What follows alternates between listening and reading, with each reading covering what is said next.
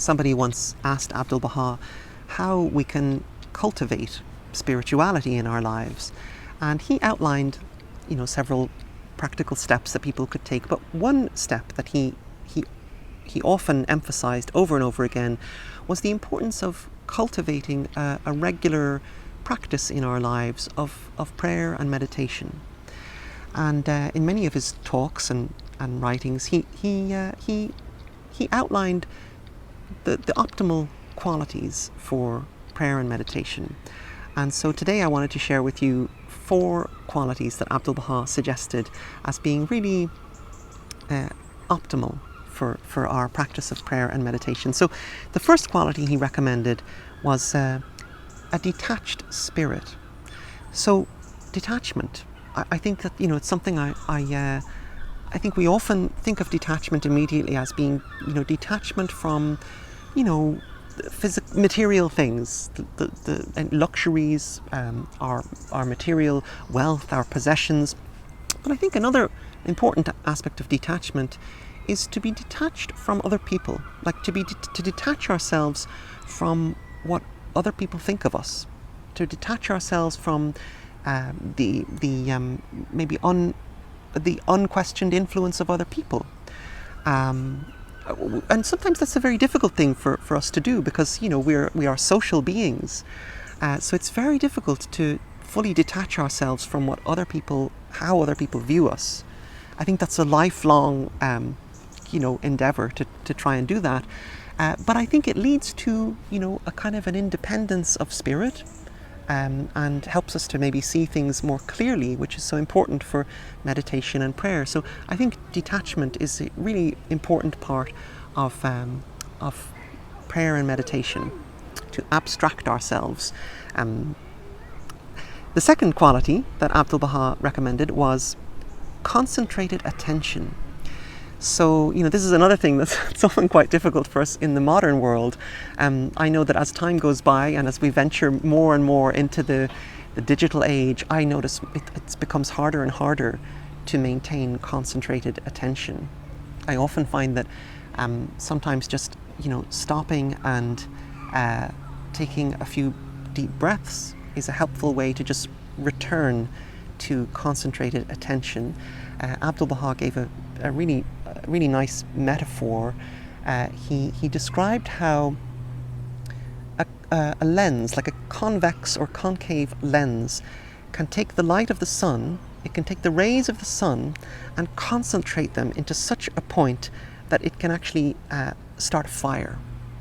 And he used this metaphor to describe the power of concentrated attention, focus. So I think this is a really helpful thing to remember in practicing prayer and meditation, to bring our attention back to a single point.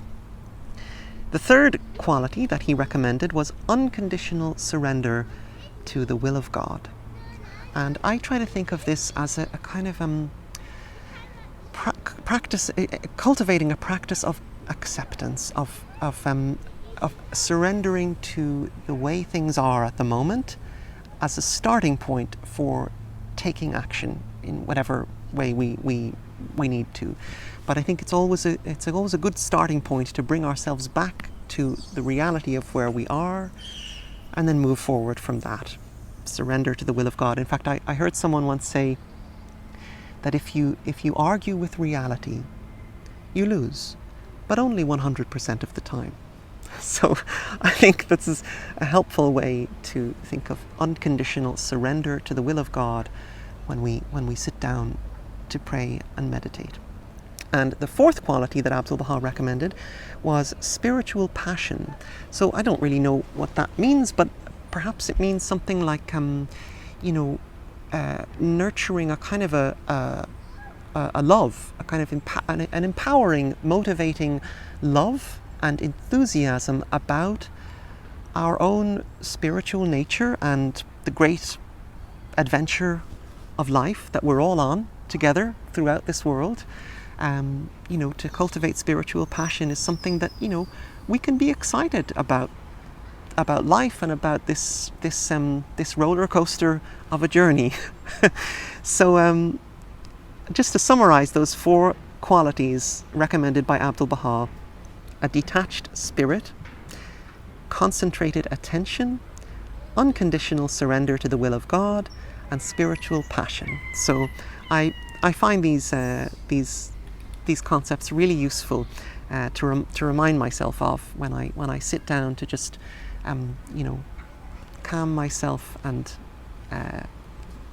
meditate and pray and come back into the present moment. So I hope they're useful for you too. Hi there, I'm doing these short videos throughout 2021 in honor of the centenary of the passing of Abdu'l-Bahá, whose writings are the basis of my new album Home of Light, which is coming out one song at a time throughout the year.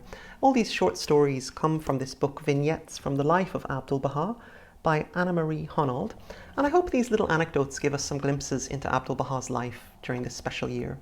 Also, if you'd like a copy of the album, since Home of Light has been made through the support of so many friends around the world, I've decided to give it away as a gift on behalf of everybody who helped to make it.